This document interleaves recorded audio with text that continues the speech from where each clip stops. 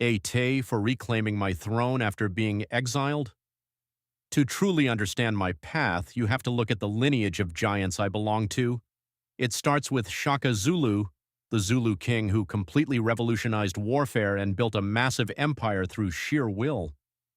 Then there is Queen Nzinga of Ndongo and Matamba, a fierce leader who outsmarted and resisted Portuguese slave traders for over 4 decades.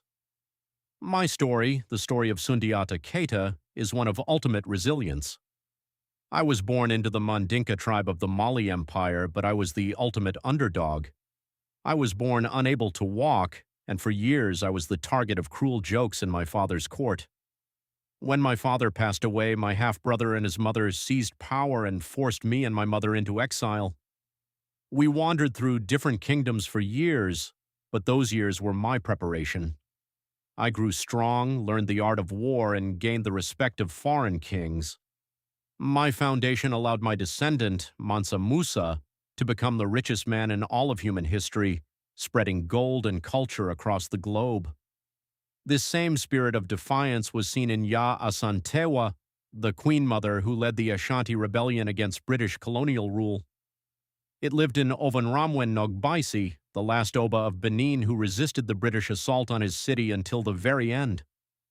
We see it in the legendary Queen Amina of Zazzau, who expanded the house estates through her military brilliance, and in Samori Touré, the powerful leader who fought French colonial forces for nearly 20 years in the Wassoulou Empire.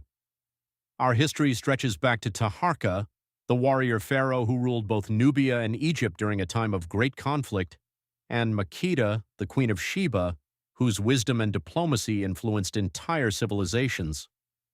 Our greatness is even reflected in our spiritual stories, like the Dogon's Nomotari from Mali's deep cosmology.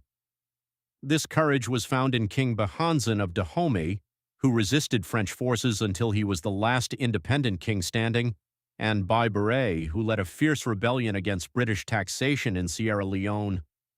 That same hunger for liberation drove Dedan Kimathi into the forests of Kenya to lead the Mau Mau against the British Empire.